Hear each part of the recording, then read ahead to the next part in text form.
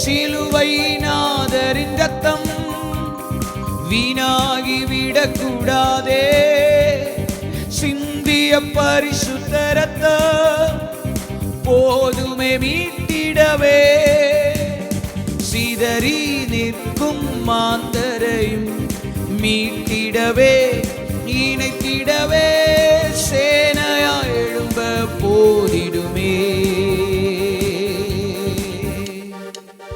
தேவசேனை ஒன்று எழும்புகிறதே, உந்தன் சேவைக்கென்று கிளம்புகிறதே. தேவசேனை ஒன்று எழும்புகிறதே, உந்தன் சேவைக்கென்று கிளம்புகிறதே.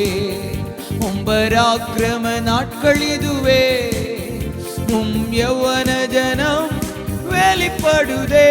உம்பராக்கிரம நாட்கள் இதுவே, யௌவன ஜனம்